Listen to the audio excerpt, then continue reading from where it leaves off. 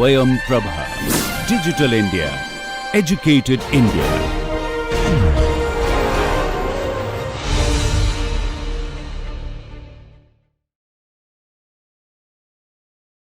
Dear students, this is Dr. Anupriya from Sri Ramachandra Medical College and Research Institute, Chennai. In this lecture, I will be talking on the histology of pituitary and suprarenal glands. At the end of the session, the students should be able to describe the parts of the pituitary and the suprarenal glands, mention the cell types with their pattern of arrangement in each part, describe the functions of each cell type, describe the ultrastructure of pituitary and suprarenal glands. Coming to the difference between an endocrine gland, which is called as ductless gland, and an exocrine gland, which is called as duct glands. The endocrine secretions formed in the cells are poured into the surrounding connective tissues, which in turn are poured directly into the surrounding blood capillaries. Whereas in an exocrine gland, the secretions are poured into the lumen of the acini, which are carried by the ducts to the target regions. The endocrine glands synthesize and secretes chemical messengers known as hormones. Hormones are poured into the bloodstream where they may act on specific target organs or affect a wide range of organs and tissues. Along with autonomic nervous system, endocrine coordinates and controls the metabolic activities and internal environment of the body. The endocrine cells will be present as a whole gland. An endocrine gland, example, pituitary, thyroid gland, adrenal glands, whereas it can also be present as groups of cells inside an organ. For examples, the islet cells in pancreas, the interstitial cells of testis, the follicles of ovary, and etc. It can be present as an isolated endocrine cells, example neuroendocrine glands, Aput cells, that is amine precursor uptake and decarboxylation cells. The hormones produced by the endocrine cells enter the circulatory system to reach the target organs. These target cells have specific receptors which accepts the hormones and absorbs them. Depending on the chemical structure of the hormone, there are different types of hormones. The amino acid derivatives hormones, example adrenaline, noradrenaline, thyroxine. The small peptide hormones, example vasopressin, thyroid releasing hormone. The proteins hormones, example insulin, parathormone. The steroid hormones, example progesterone, estrogen, testosterone, and cortisols. There is a feedback mechanism to regulate the hormonal function. The arrangement of endocrine cells are as a cord or a clump of cells, where the secretions are poured into the surrounding connective tissues, which are in turn directly absorbed into the blood capillaries. In a follicular type of arrangement, the secretions are poured into the lumen of the acini, where the blood is then again absorbed into the blood capillaries. Before knowing the histological features of the pituitary and adrenal glands, let's know some clinical conditions related to these glands.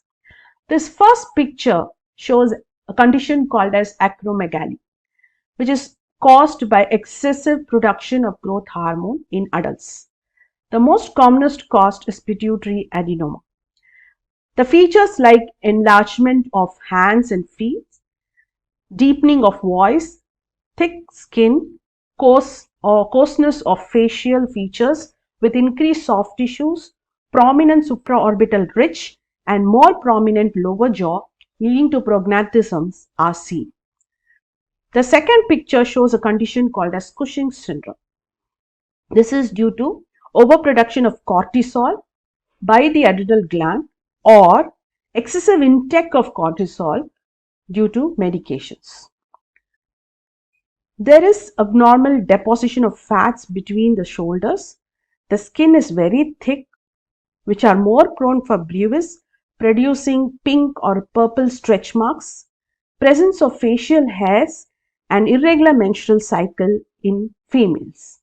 Coming to the pituitary gland, which is also called as hypophysis cerebri. This is suspended from the floor of the third ventricle by a narrow funnel-shaped stalk called the infundibulum, and it is located in the bony cavity of the sphenoid bone called as sella turcica. Pituitary glands produces several hormones, some of which influences the activities of other endocrine tissues. Hence, pituitary gland is called the master gland amongst the endocrine glands. Its own activity, in fact, is influenced by the hypothalamus and by the pineal gland. The pituitary hormones fall into two functional groups. The hormones which acts on non-endocrine glands, example the growth hormone which acts on the skeletal system, the prolactin which acts on the mammary gland and uterus in a pregnant and lactating women, antidiuretic hormone which acts on the kidney tubules, oxytocin which again acts on the uterus and the mammary gland, melanocyte stimulating hormone which acts in the skin to produce melanin. The hormones which regulates the secretion of other endocrine glands are the other group, like thyroid stimulating hormone, adrenocorticotropic hormone, gonadotropic hormones, follicle stimulating hormones and luteinizing hormones. Coming to the parts of pituitary gland, it has an anterior part called as the pars anterior, also called as pars distalis, which extends above and surrounds the infundibular stalk, which is called as pars tuberalis. There is an intermediate area called as pars intermedia and a posterior part called as pars posterior or pars nervosa. The pituitary gland anatomically has two lobes. Adenohypophysis is the anterior pituitary lobe, which includes the pars anterior and the pars tuberalis along with the pars intermedia. Neurohypophysis is the posterior part that includes the posterior pars posterior along with the infundibular stalk. The infundibular stalk hangs from the floor of the third ventricle. The region of the floor is called as tuber cinerarium and the region surrounding this tuber cinerarium is called as median eminence. So, the pars distalis, the pars tuberalis and the pars intermedia forms the anterior lobe, which is called as adenohypophysis. Embryologically, they develop from the Rathke's pouch from the roof of the primitive oral cavity. After full development, sometimes there is remnants of these Rathke's pouch and it is called as the intraglandular cleft. The pars tuberalis, which extends from the pars distalis, it surrounds the infundibulum. These anterior pituitary glands will have secretory cells which secretes the hormones directly and pour into the surrounding sinusoids. The posterior pituitary lobe, which has the pars posterior along with the infundibulum, is also called as neurohypophysis. This also includes the median eminence. This develops from the downward growth of the hypothalamus. That means the origin has got a nervous tissue. Hence, this the posterior pituitary lobe is completely different from the anterior pituitary. It contains nerve fibers which extends from the hypothalamus and it ends in the pars posterior and it stores the hormones secreted from the hypothalamus. The blood supply of pituitary gland is very interesting.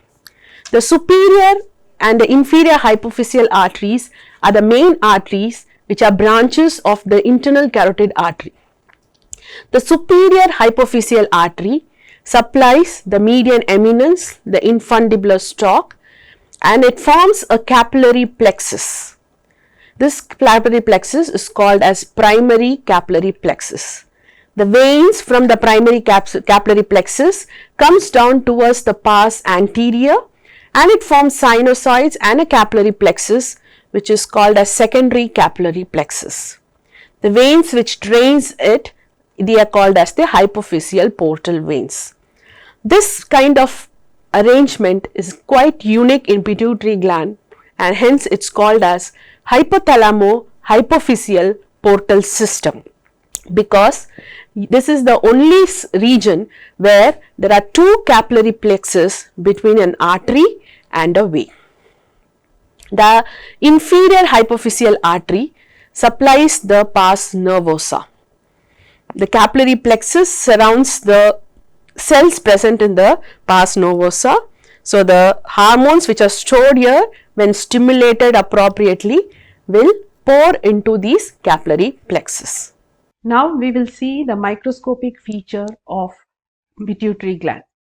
The anterior pituitary lobe is made up of secretory cells which are arranged as cords or acini. These acini are surrounded by blood-filled sinusoids. Pars intermedia has colloid-filled vesicles which represents the Rathke's pouch. Apart from this, there are some groups of cells which produces melanocyte stimulating hormone. The posterior pituitary is made up of nerve fibers which extends from hypothalamus. There are also some supporting cells called pituocytes. To explain in detail, the adenohypophysis consists of cords of cells which are separated by sinusoids which are fenestrated. They are supported by a network of reticular fibers. Several types of cells are responsible for the production of different hormones. Based on the staining properties of the cells of the anterior pituitary, there are two groups of cells. The chromophil cells, which have brightly stained granules in the cytoplasm, and chromophobe cells, in which the granules are not very prominent and they are comparatively small and present in clusters.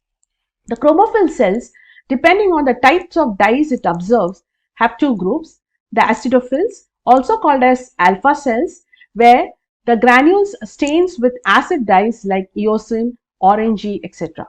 Whereas basophil cells, also called as beta cells, where the granule stains with basic dyes like hematoxin. Electron microscopic examination shows that both acidophil and basophil cells contain abundant dense cord vesicles in the cytoplasm. Both acidophils and basophils can be divided into subtypes on the basis of the size and shape of the granules in them. These findings have been correlated with those obtained by immunochemical methods. Coming to the different cell types, somatotropes produce the somatotropic hormone, also called as somatotropin or growth hormone. This hormone controls the body growth, especially before puberty. The next cell is mammotropes or lactotrophs, which produces the mammotropic hormone, also called the mammotropin or prolactin lactogenic hormone or LTH.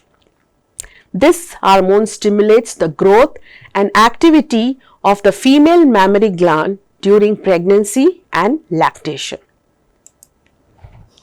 The corticotropes or corticotropes produce the corticotropic hormone, also called adrenocorticotropin or ACTH. This hormone stimulates the secretion of some hormones of the adrenal cortex. The next is thyrotropes or thyrotropes produces the thyrotropic hormone, thyrotropin or TCH, which stimulates the activity of the thyroid gland. The chromophobe cells secretes gonadotropes. Gonadotropes or delta basophils produces two types of hormones, each type having a different action in a male and female. The first type is follicle stimulating hormone FSH. In the female, the first of these hormones stimulates the growth of ovarian follicles. It also stimulates the secretion of estrogen by the ovaries. Whereas in the male, the same hormone stimulates spermatogenesis. The second type is luteinizing hormone LH. In the female, It stimulates the maturation of corpus luteum and in turn the secretion of the progesterone. Whereas in the male, the same hormone stimulates the production of androgens by the interstitial cells of the testis, and it's called the interstitial cell stimulating hormone. The chromophobe cells do not stain darkly. There are very few granules inside it. Immunohistochemical study reveals it represents various types of chromophils, and it is considered as a degranulated part of chromophils. Whereas coming to the distribution of cells, the somatotrophs occupies 50% of the cell population, and it occupies the lateral part of the anterior pituitary. The mammotrophs, which is 25%, it's almost scattered throughout the anterior pituitary. Corticotrophs, which is around 15 to 20%, occupies the posterior and median parts, whereas thyrotrophs occupies the anterior and the median parts. The gonadotrophs, which is 10%, is scattered throughout. Pars intermedia features presence of colloid-filled vesicles which are lined by cuboidal cells. These vesicles are considered as remnants of Rathke's pouch. Apart from the vesicles, there are beta cells, other secretory cells and chromophobe cells present. Some cells in the pars intermedia produces melanocyte stimulating hormone, which causes increased pigmentation of the skin. Coming to the next part, the posterior pituitary or the neurohypophysis. The cells in the posterior consist of numerous unmyelinated nerve fibers, which are the axons of neurons located in the hypothalamus. Most of the nerve fibers arises in the supraoptic and paraventricular nuclei.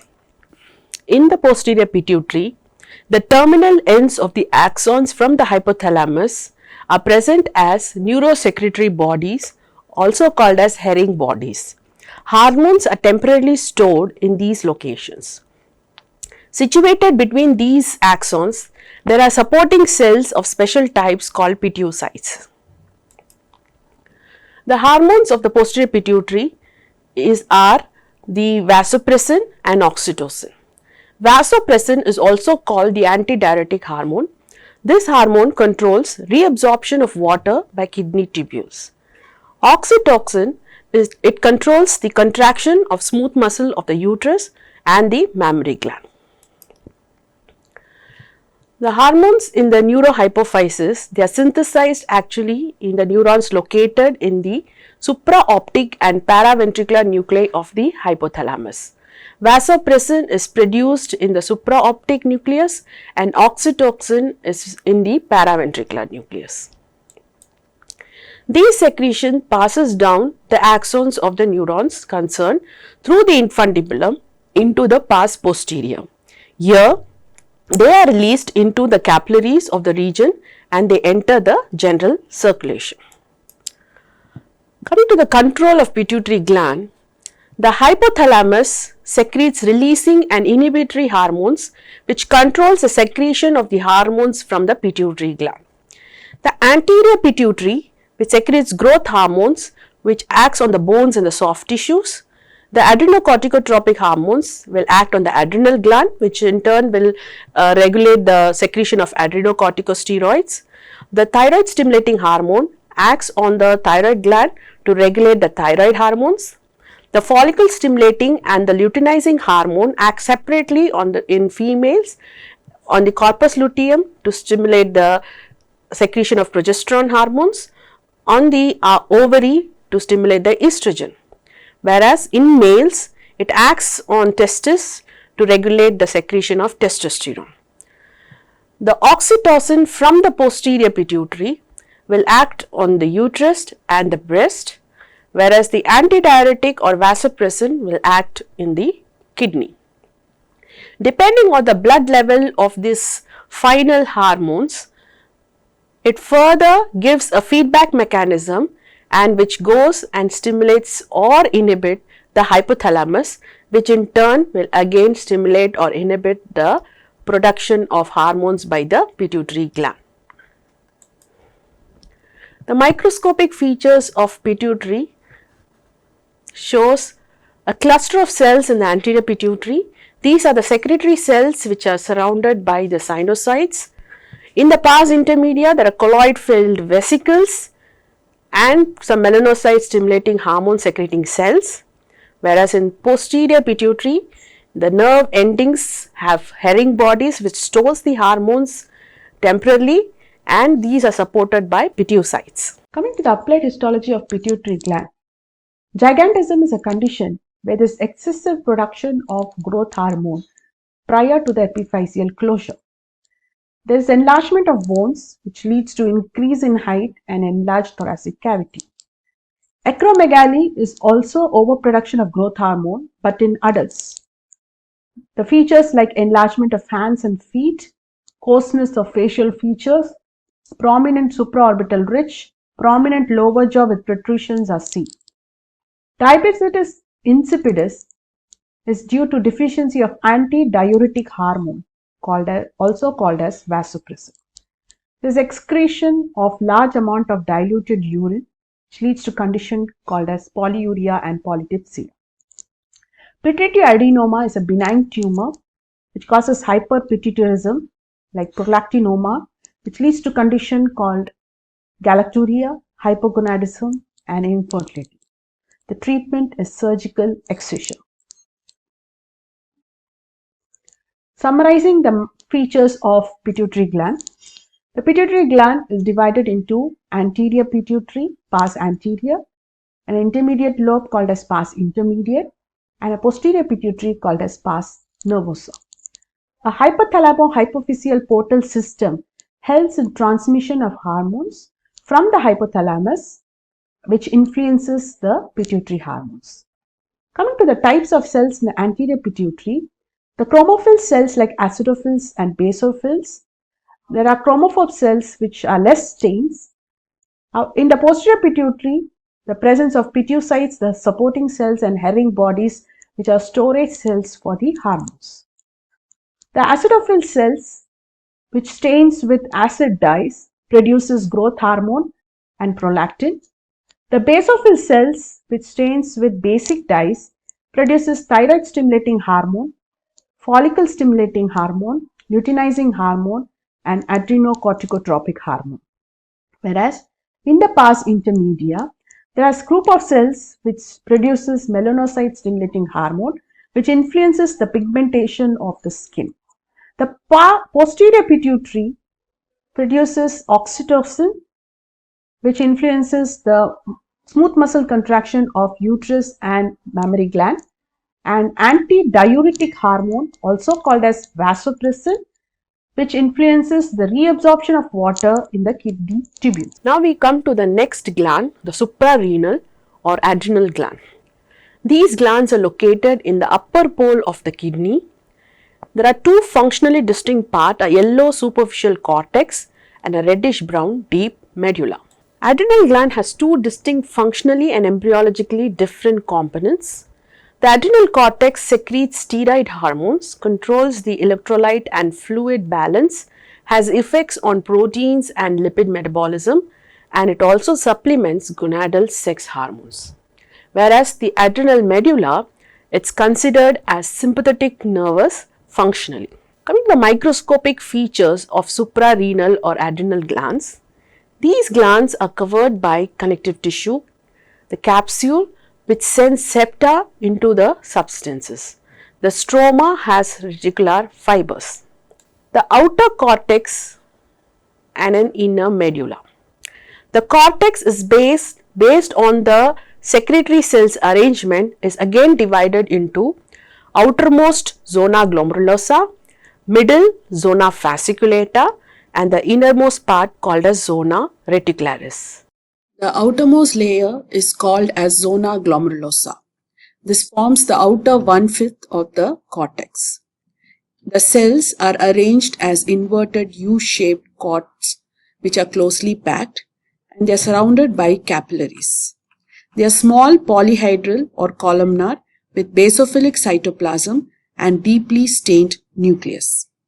This layer, the cells, they produce hormones called mineralocorticoid hormones, which are aldosterone and deoxycorticosterone. These hormones helps to balance electrolyte and water. They are influenced by renin of juxtaglomerular cells. The middle layer is called as zona fasciculata, which forms the middle 3/5 of the cortex. The cells are arranged in straight columns. The cells are large polyhedral basophilic cells with a vesicular nuclei. Some cells looks empty because they are rich in lipids and vitamin C. They are called as spongiocytes. These cells produce glucocorticoid hormones, which are cortisones and cortisols, dehydrocortisones. These hormones, they affect the carbohydrate and protein metabolism. They also have an anti-inflammatory effect. They also produce an androgen called as dehydroepiandrosterone, DHA. The third layer of the cortex, which is the innermost 1/5 layer, is called as zona reticularis. The cells are arranged in cords which anastomose with each other. These cells are small, acidophilic. Cytoplasm is eosinophilic, which contains lipofuscin pigment granules. These cells produce hormones called as glucocorticoids and sex hormones like estrogen and androgen. Coming to the electron microscope features of adrenal cortex cells, there are abundant smooth endoplasmic reticulum. Golgi complex are well seen in zona fasciculata. The mitochondria are elongated in zona glomerulosa. They are spherical in zona fasciculata and tubular in zona reticularis. The medulla of the adrenal gland functions as a modified sympathetic ganglion with postganglionic cells. They contain chromaffin cells and sympathetic ganglion cells. The chromaffin cells are columnar or polyhedral basophilic with a basophilic cytoplasm. They are arranged in cords and clumps. The cell groups are separated by sinusoids. The cytoplasm is light basophilic with an hematoxylin and eosin stain. Chromaffin reaction means the tissue fixation is done with potassium bichromate, which shows fine brown granules in the cells of medulla. Coming to the electronic microscopic features of the adrenal medulla cells, there are abundant granular endoplasmic reticulum, prominent Golgi complexes, and the vesicles present are small electron dense, which contains noradrenaline, and large less electron dense, which contains adrenaline. The hormones produced are catecholamines, which are noradrenaline and adrenaline. They are secreted during stress, similar to the sympathetic nervous system, and this secretion is controlled by splanchnic nerves. Coming to the applied histology of suprarenal gland. When there is a decreased secretion of adrenocorticotropic hormone due to destruction of a suprarenal cortex, it leads to a condition called as Addison's disease. Whereas when there is excessive secretions of these hormones because of a tumor in the basophilic cells of anterior pituitary, it leads to a condition called as Cushing's disease. Pheochromocytoma is a tumor of the adrenal medulla where there is hypersecretion of catecholamines, which leads to hypertension. So let's summarize the microscopic features of the suprarenal gland. The suprarenal gland is divided microscopically into outer cortex and inner medulla. The cortex is again divided into outer 1/5 zona glomerulosa, the middle 3/5 zona fasciculata, and the inner 1/5 zona reticularis.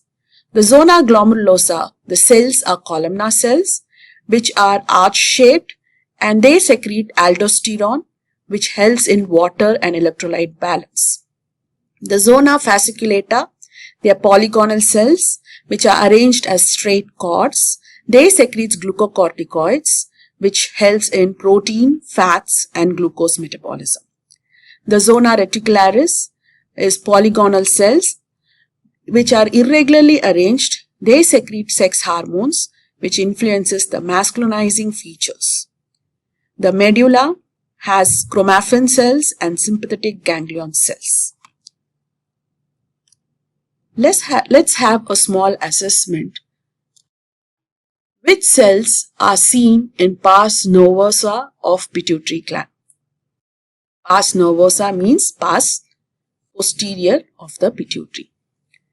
The options are A. Acidophils, B. Basophils, C. Chromophobes, D. Pituocytes. The acidophils and basophils are chromophils groups. So they are present in pars anterior of the pituitary gland. Whereas chromophobes also belongs to the pars anterior. Hence, pituocytes are present in the pars posterior of the pituitary gland. So the answer is pituocytes. Diabetes insipidus is due to deficiency of which hormone? Option A. Oxytocin, option B. Vasopressin, option C. Insulin, option D. Renin. Oxytocin is secreted in the pars posterior. It influences the smooth muscle of uterus and mammary glands. Insulin is secreted in pancreas. Renin is secreted by juxtaglomerular cells. Whereas vasopressin, which is also secreted in pars posterior of pituitary gland, it influences the reabsorption of water from the distal convoluted tubules of nephrons, hence decreasing the excessive excretion of water into the urine. It is also called as antidiuretic hormone. The deficiency of vasopressin will lead to a condition called as diabetes insipidus. Hence, the answer is vasopressin. Catecholamines are produced in which part of adrenal gland? The zona glomerulosa, fasciculata and reticularis belongs to the cortex. The catecholamines are secreted in the adrenal medulla. Excessive secretion of cortisol leads to a condition called as Addison's disease, option B. Cushing's disease, option C. acromegaly, option D. pheochromocytoma. The excessive secretion of cortisols are seen in Cushing's syndrome. With this, we end the topic.